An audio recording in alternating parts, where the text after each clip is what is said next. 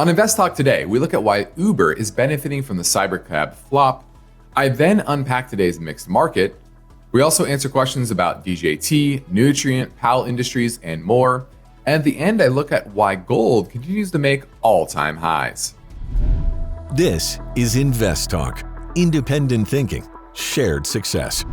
Now, my main focus point is about the recent Robotaxi reveal from Tesla and how it really disappointed and the market traded down. The Tesla traded down, about 8% on the news. And it's really just been chopping sideways ever since. And that is certainly a bearish sign near term for the name. But is that if one company is not looked fondly upon by investors as they had been, usually the money flows elsewhere. And that's what's happened since this news. Now, this happened, was that last Thursday? And what Elon Musk talked about in this event was what he called unsupervised full self-driving, which is different than the supervised full self-driving that is currently on Tesla models. Now, most people don't know that. They think the full self-driving just means that. They don't realize that it has to be supervised at all times. But what he promised, which he did promise a number of years ago, was that the Cybercab would cost less than $30,000. Remember, I think it was in 2019 when he said they would have millions of Cybercabs on the road by 2020. And obviously that didn't happen. And this time he's saying that production will happen sometime by the end of 2025. Okay. And some banks liked what they heard, but most others thought it was underwhelming, mainly because there were not a whole lot of specifics about regulatory clearance. This has to happen state by state. Okay, meaning if you want to have a automated vehicle operating, you have to go through the state regulators, and they didn't talk at all about that. There weren't a lot of specifics about how they were going to get approved, what process they were in getting approved for something like this, and ultimately, I think that's what the market paid attention to. Because you can say a lot of things very easily. We know Elon throughout the years has said a lot. And some things come to fruition and the vast majority of things don't. And, he is a good marketer. So what does he do? He doesn't allow people to focus on those things that didn't come to fruition. He tends to just focus on the next thing and kind of that next promise. And once again, you don't know how real it is or not, but the market is not seeing this as very real. And another sign of that is that Uber and Lyft shares rose on this news. And, for Uber and Lyft, the biggest competitive advantage they have is the network of drivers they have on their platform. And their biggest risk is that the automated vehicle industry will usurp that network of drivers and make them obsolete. Okay. And so this is certainly an important area to follow if you're investing in like an Uber or Lyft or even a Tesla, right? And Uber has experimented before with automated vehicles in Arizona, but they had a fatality from a pedestrian in 2018, and they abandoned it, and they switched strategies. They've partnered up with Alphabet's Waymo and GM Cruise, and allows them to still have some exposure there, but not put all this CapEx into developing that technology. Allows those companies to do a lot of that work. Now, nearly a decade ago, many industry insiders were saying or predicting that autonomous vehicles would go mainstream, but regulatory tape and safety concerns continue to prevent that from coming to fruition. And the big question is, will you ever get over the hump here? I don't think so. And there's a lot of issues here. I was in San Francisco recently, and I was leaving a large event, and there were Waymos everywhere, and the Waymos blocked everything, and it became a nightmare to get out of this event. And it was one of the worst transportation situations I personally have ever been in, and it was all caused by dozens and dozens and dozens of Waymos just blocking roads. And so, how tolerant will citizens be of those type of things? And there's obviously a lot of kinks that need to be worked out. And so The reality here is that autonomous vehicles are likely still many years away, despite what Elon says. And the most important factor for long-term success for Uber is whether they can navigate that transition successfully. But that's more of a long-term risk to follow and to be aware of. But overall, I think Uber and Lyft are fine for now. And it's a good example of why in the technology world, how innovation can certainly be a huge risk and put you out of business very quickly if you fall behind. Let's go look at the market today. And it was a decidedly positive day. Not major. Actually, sorry, it was a mixed day. I forgot the market. I was on calls all day. The market did fade kind of near the end of the day. Closed pretty much flat. S&P was down 1 point. Dow was up 161 points. NASDAQ was up 6.5 points. And yeah, kind of a mixed bag. Nothing really moved dramatically as a kind of a style factor, growth versus value, small, etc. It was all around the flat line. So really a boring day, although gold did continue to power to a new all-time high. That continues to do very, very well. There were some big movers. Travelers was up 9% on the day. Taiwan Semiconductor up nearly 10%. Snap-on Tools, that was up nearly 10% as well. You had, what were the other ones? Big winners. I think those are the main ones. Let's see, Lucid was down 18%. Look at the big losers here. That was Centene in the healthcare space. That was down nearly 10%. Molina Health down at 12%. Those were really the big losers on the day. And look at the most active names. Lucid was kind of the main one. NVIDIA was roughly flat. So, kind of a boring day overall. Not much really to talk about except for the consumer spending number did come in a bit better than expected. And you did see rates rise on this news. So is that a harbinger of a more hawkish Fed?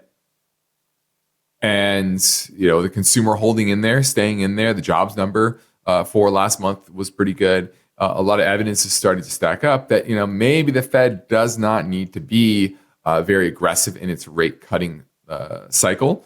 Maybe they start to skip meetings, right? Maybe they only do 25 basis points at the next meeting in November, and then they wait until the new year to cut rates. That's certainly a possibility as well. So that's what the market was today. Good consumer numbers, but overall a flat and very mixed bag for equities.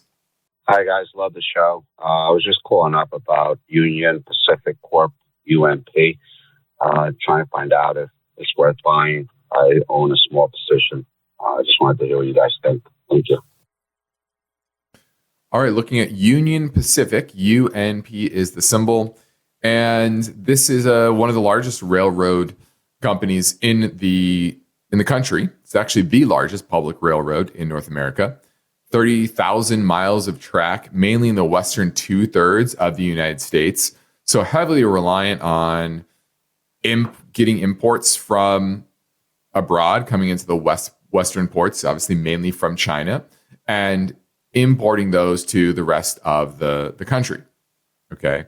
And you're talking about hauling coal, industrial products, agricultural goods, chemicals, fertilizer, automotive goods, cars, things like that. And so this is a very, very good railroad really to own. Return on invested capital is 14%, which is very solid. A long-term return on equity is 44%.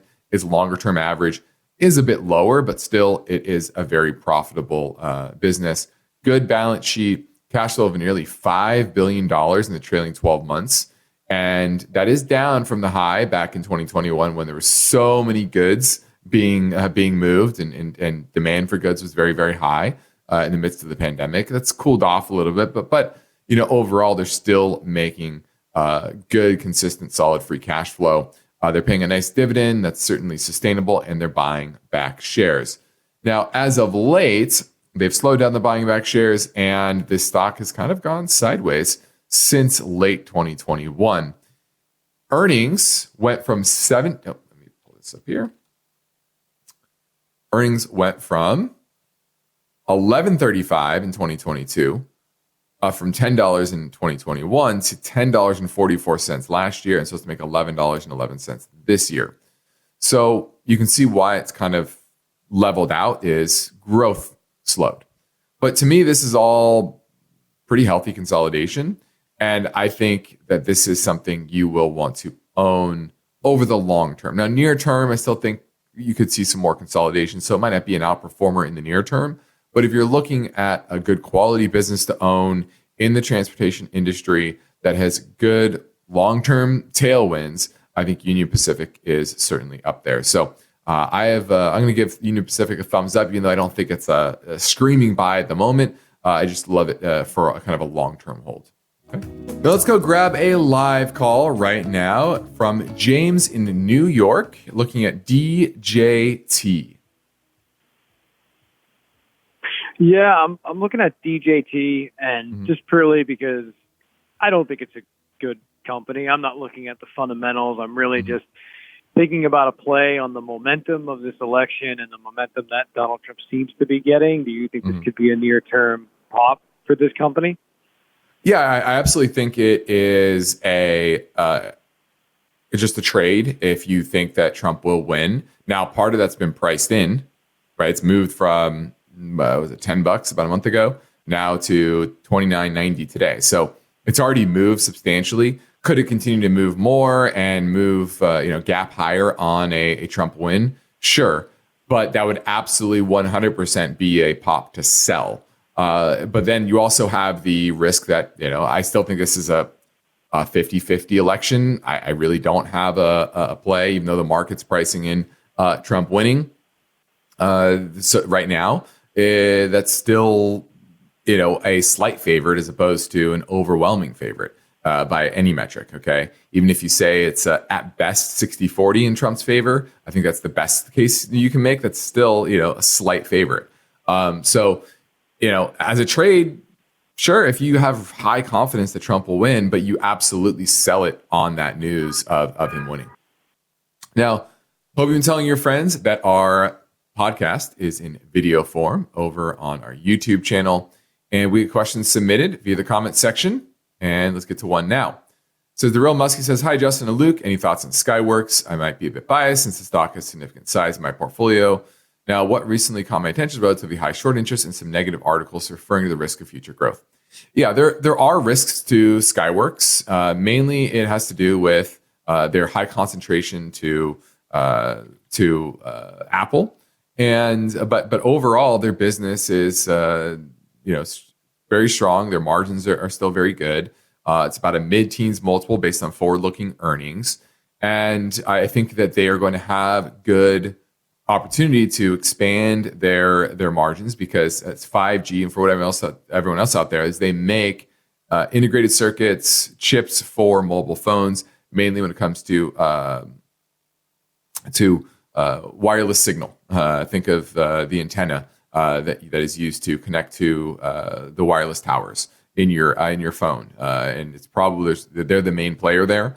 And they have a long history of doing that well and having consistency. And obviously, that's very important to a phone. It needs to have that consistent connectivity. And if any of those chips don't work properly, then the whole phone is just not usable. And so Skyworks has, I would say a lock, but pretty good advantage in that space. And so as 5G is rolled out, more higher percentage of the chips in the phone are going to be the type that Skyworks makes. So we like that. I do think the iPhone upgrade cycle, however, is probably not this cycle. I think it's actually going to be for next year. So we think it'll probably accelerate into the iPhone event next fall. Hey, Justin. This is Jennifer calling from San Francisco. And I have a question about Powell Industries, ticker symbol POWL. It's run up significantly this year. I have a small percentage, I've owned it for a while, and I actually started taking some profits about a month ago, thinking that it had to be kind of near the top, but it just keeps going up. So not sure what to do at this point, if I should maybe sell off a little bit more I'm sure it's going to kind of revert to the norm at some point. But I hate to keep selling something that keeps going up so much. Let me know your thoughts. Thank you. Bye. Well, you've already sold some. You never sell at the perfect time. And I would just hold it. This is in a good area of the economy. It manufactures power substation packages, switching gears, circuit breakers, generators. This is all. We had to talk about this internally recently. And we already own some, but we're looking for more ways to gain exposure.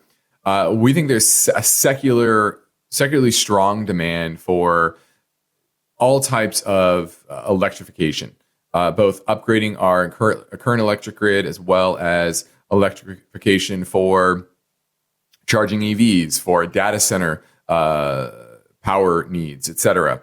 And all of this is going to take a lot of things that Powell Industry sells. And so that's why their business is booming. Now, are they going to get the issue is not whether they're going to continue to be very profitable. I think they will be. But are they going to really make $11.78 this year and $12.35 next year? If they are, $275 per share, growing at this level is still relatively cheap. But if they're going to have a reversion to the mean back to 2020 levels of $1.38, obviously it's extremely overvalued. But I think the reality is somewhere in between. But I would just hold it until you get some sort of technical break. And obviously you're not. It was down today, but that's just because it's a bit overbought in the near term. So I would just continue to hold it. I would have an out. Probably the 200-day moving average is probably where I would have my out. Right now it's down to 158. So I think you still have some ways to go. You've already trimmed it a bit. You've already taken some profits off the table. I would just ride it until there's some sort of technical weakness, and I'm not seeing anything on the horizon right now. Thanks for the call. Now, let's touch a bit on something positive, which is the American economy. We just had consumer spending numbers that came out, and they were relatively robust. Now, the first thing you have to understand about the domestic economy is that consumer balance sheets are extremely strong. They're one of the strongest positions that they've been in decades. And a lot of this has to do with decade plus of low interest rates, where people were able to borrow money, pay down any loans, refinance any loans that they had at very low rates. And that allows them to pay down the principal. And then you have their underlying assets rise. Obviously, homes is the main one. And so the value of the equity in people's homes is pretty high. And then you have equities rallying. And so 401ks and retirement accounts, those are up as well. And so if you look at the consumer balance sheet, it is strong. And that's what you have to understand. And then number two is the broader economic performance of the economy is actually pretty good. Even though we have a very poisonous political environment today and an election coming up, the broader economy over the past decade plus under both Biden, under Trump, it's actually been good. I know it may not seem like it, but it is, especially if you look at the diversity of our economy. There are a lot of countries out there that are very reliant on a small slice of their economy to drive economic growth and stability. But for us, with the United States, it's fairly broad-based. We have a strong consumer sector. We have, technology sector that's very strong. We are energy independent. We have strong and healthy companies in almost every sector. Right? Our finance sector is very strong with Wall Street. And so all of this leads into dynamism. I know it doesn't seem like it, right? Republicans, Democrats have never mistrusted each other or disagreed more. And so there's a gloomy backdrop when it comes to the political situation. But when it comes to the economy, it's the opposite. In 1990, the U.S. accounted for 2/5, so 40% of GDP of the G7, the 7 largest countries. Today, it's 50%. And the output per person is about 30% higher than in Western Europe, Canada, and 60% higher than in Japan. Even America's poorest state, Mississippi, earns more than those on average than Brits, Canadians, and Germans. And we're also gaining on China as well. In 2021, we were three quarters of China was 3/4 of our GDP, the size of their economy. Now it's 2/3. Okay, so we're starting to outperform China as well. And so, like I said, we have a lot of natural resources, talked about oil, but other types of resources as well, mines all across the country, from copper to gold, etc. And the capital markets mean that companies can go and raise capital and spread their idea across 49 other states and the rest of the world. And while our regulatory environment has issues, it's fairly light touch. It means that we can move ideas along. And despite the pandemic, we've still grown 10% since 2020. And that's 3 times the average pace of the rest of the G7.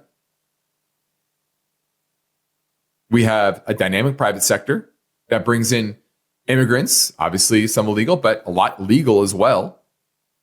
Those that do have ideas abroad, they come here to start businesses and raise capital. And all of this brings dynamism to our economy. Amazon alone spent more on R&D than all of the British businesses combined. The big 7 tech companies, they're worth more than the entire stock markets of Britain, Canada, Germany, and Japan combined. And so, yes, we have political problems. But understand, this is one of my favorite sayings from my grandfather. He would always say, America's not going away. And it isn't. No matter who wins the election, America will not go away. It will not be the end of our democracy. It will not be the end of the country. Because simply, our institutions are too strong and produce too good of outcomes for them to be completely abandoned and switched elsewhere. Yes, we have a lot of debt. Yes, we have a lot to solve, but we also have a lot going for us as well. And so remember that when you see headlines, doom and gloom headlines, especially when you're, if the other side wins and you think, oh, the world's going to go to hell in a handbasket. No, that's not how this works. Okay. The institutions, countries, it takes a long time for things to go bad. Are we on the wrong trajectory? Maybe. But we're coming from a very strong position in general. And so I wanted to touch on that because it's so vitally important to not get caught up in the hype of the election. Now, this is InvestTalk. Now let's swing back to the 24/7 voice bank for a question that came in earlier on 888-99-CHART.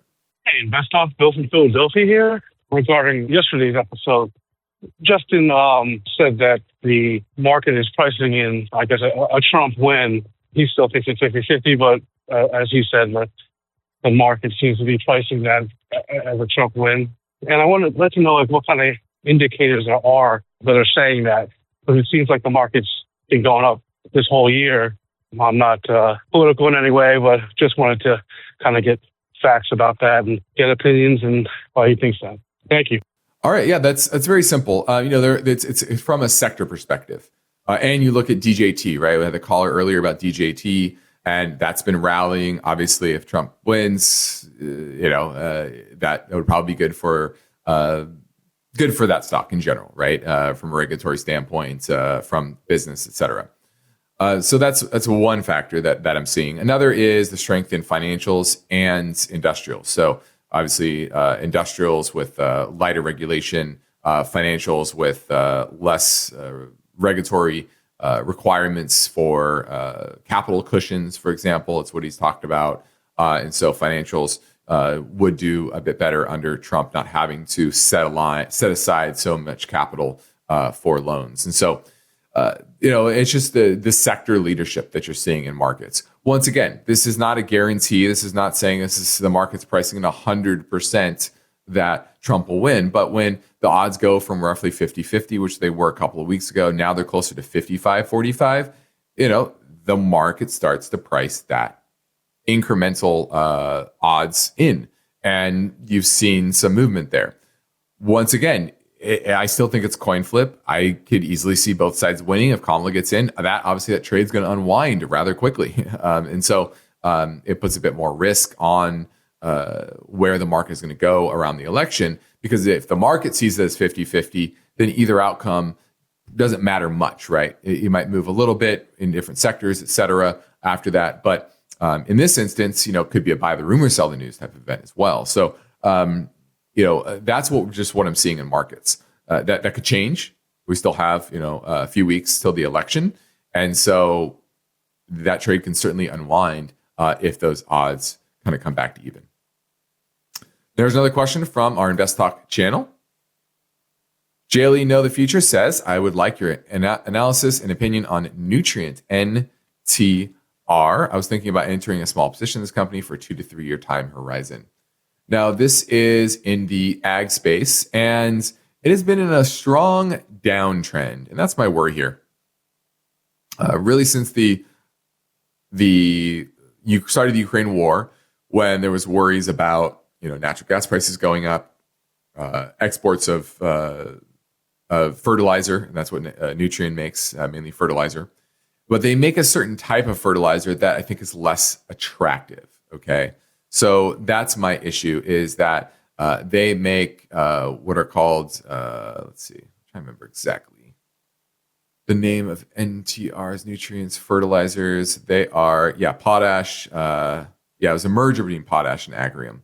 Okay, and so their type of fertilizer is not really my favorite. Within the industry, I like a different type of fertilizer, a nitrogen-based fertilizer, and those are the ones that we tend to like to hold.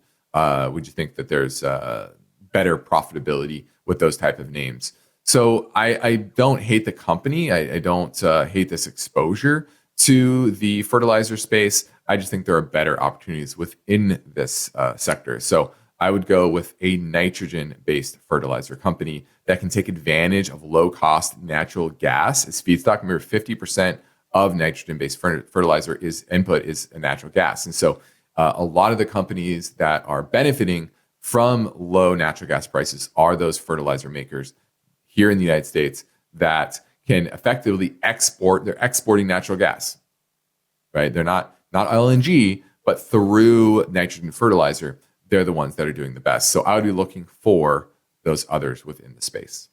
Thanks for the call. And now let's grab another caller question right now. This is Alan calling from Hayward, California. I just wanted to know if you think Lakeland Industries is a good investment. Would you consider it a growth or value stock, and why? They produce protective work gear for firefighters, electricians, etc. Yeah, just want to know what you think. That's Larry, Apple, Kelly, Edward. Thank you. Bye. All right, looking at Lakeland, LAKE is the symbol. And this is a company that did very well during the pandemic because they make protective equipment. And, everyone was buying these crazy suits and worried about the pandemic. And obviously that was a bit overblown, but still their products are in high demand. And its customers include integrated oil, chemical, and petrochemical companies, utilities, automobile companies, steel producers, glass and construction companies, smelting, etc. So they make a lot of lab equipment, fire protection equipment, industrial protective clothing, etc. And once again, they made a ton of money, $4.34 in 2021, but that was an anomaly. You don't want to look at that. But the good thing here is that earnings are accelerating. They earned 48 cents in 2023, 72 last year, 89 cents expected this year, and $1.83 expected next year. So that's pretty nice. And I think the chart has pulled back recently, but it pulled back into support around this 200-day moving average. So I think it's a pretty easy trade. If it breaks below 18, you sell it. It's at 20 and change now, so you have about a 10% risk here.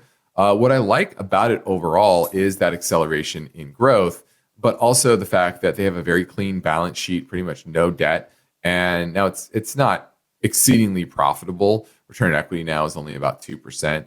But if earnings do accelerate till next year, I think that's going to boost those profitability numbers pretty fast. So, I don't hate it. It's obviously a very, very risky play. And in that instance, I would call it a growth name because you're really banking on that growth of earnings next year and revenue accelerating by 40% expected in the third quarter and 46% in the fourth quarter. So that's certainly a lot of expectations. And so it's either going to meet those and probably head back into the high 20s, or it's going to miss those expectations and then head back into the mid to low teens. And so there's certainly a high level of risk here.